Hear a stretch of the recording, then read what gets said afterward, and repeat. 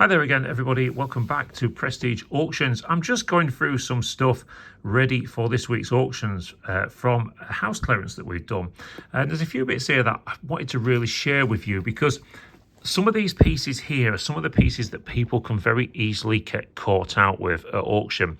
And a lot of auctioneers are a little bit naughty in the way that they do things, where they call things yellow metal constantly. Yellow metal, when actually it's not, it's white metal underneath, and it's just been sort of colour washed in gold or whatever. But also I want to go through a couple of really interesting bits that we've found here. Now, the most interesting bit to me is this here. I'm just going to move these pieces out of the way for you, and I'm going to show you this because this is a little bit different. Now, back in Victorian times and before, they had what they called mourning brooches. The reason they call them mourning brooches is because you're mourning the loss of somebody, whether that be a child, a relative, an elderly parent, whatever. They did lots of things. It's quite macabre really back in the day that you would have something like this. Now this here, a lot of auctioneers would probably call it yellow metal. Now it is yellow metal, of course, but it's more likely pinchbeck, which is not actually gold itself. What they've put into this is what you would often find on these mourning brooches is a picture of the person. So there you go. There is the person, obviously years before, and they would make these really elaborate brooches that they would look after. And then when the person passed, they would often take small locks of hair, and if you look there, small locks of hair, and put them into the brooch itself on the glass front, and they would wear these as a mark of respect to that person, as a way of remembering and mourning the loss of that person. The most famous person ever to do this really was Queen Victoria herself, who from the death of her husband wore black for the rest of her life. So it was a very, very big Victorian thing, this. Now some of these are quite collectible, so if you spot these around charity shops and boot sales and things, they often do come up when properties are cleared. Don't discard them. Don't go, oh my god, look, there's somebody's hair in there, because these can be quite collectible. So that's sort of your more elaborate one. Well, in the same clearance, we've also cleared this one as well, which is a black brooch, sometimes worn for mourning, sometimes not.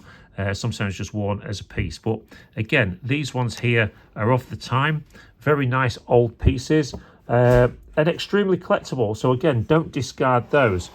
Also from this clearance, we also found a really nice watch as well. Now, sad thing with these, and with that being a Manchester name as well, Any Wise maybe, is a silver watch. Now, these silver watches years ago were worth quite a bit of money. Sadly, the market for these has dropped off quite a lot. The way you find out if these are silver is you just open the backs up like that and look for the hallmark. What you're looking for silver, you're looking for a lion. There you go. So you've got a lion. The anchor there is Birmingham. And then you've got a date letter to tell you when it was made. And of course, this one is a wind-up. Slightly better watch, this one. But again, not worth a whole lot of money. You've probably got about 20 quid for scrap silver in there. But other than that, they're not worth a great deal anymore, I'm afraid. Also, in this little lot was this lovely little piece here. The GRIMSBY Mariner Junior Cup. So that is, of course, the crest for Grimsby, the three boar's heads, and you can see that often around the town. And then on the back there, so this was a sterling silver award, winners 1931, 1932. So there you go, nearly 100 years old, that one there. But again, another nice piece. Another nice piece that came out of it, these here. Look out for these. These are commonly known as sweetheart brooches. So a lot of these were just standard metals, but some of them were made in silver and some even in gold. They were often given to sweethearts by the people that were in the forces. You can see there, this one is a nice little silver one with the hallmark on the back there. And the more work, the more decorative these are, usually the more they are worth. So this one here has got some nice enamel work on it, so that's not a bad one. That's going to be in this week's auction. So again, very collectible. These are the sort of things that you find sometimes in house clearances, which are quite interesting. Now look at this little brooch. Look at this little sort of cleaver axe type brooch with all that decorative work on there. And now I'm going to guess that this one is silver. I've not actually checked this one yet. Yeah, there you go. You can see under there the silver mark. But again, very collectible. And a lot of these sort of Celtic brooches and things that you find are becoming more and more collectible all the time. As more and more people are doing things like 40s weekends and such like, they like to buy these things to have original items on when they're at the weekends. This one here is a fob award. These are usually silver. Now, what there is thing to be careful with on these is that if you look on the front there, it looks gold. Well, that is just like a colour wash. Okay, the actual metal there, it's actually hallmarked for silver. But again, a few grams of silver in there. Again, so it doesn't want discarding. Those sort of things sell and people collect them. There's also this nice ring as well that I can show you there. Now, initially you want to think that that's onyx. It could be jet, haven't checked it. But again, another nice piece. But this is one I wanted to show you as well, because these are ones that people often get caught out with. Now, people look at something like this and instantly assume that it's gold. Okay, my experience tells me that more often than not, they are not gold, these ones. They look gold, they're heavily plated, and they do look the part, but there is no hallmark to be seen on it. We've yet to put it on the tester.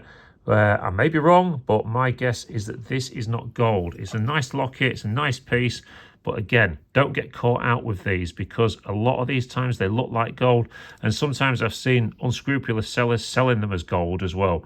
But look out for that all-important hallmark. There should be one on there somewhere.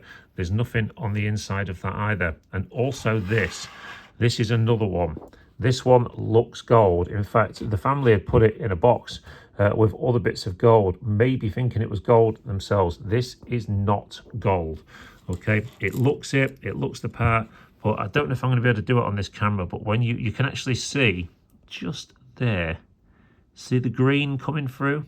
There you go. The green coming through on that metal shows you, well, gold doesn't turn green.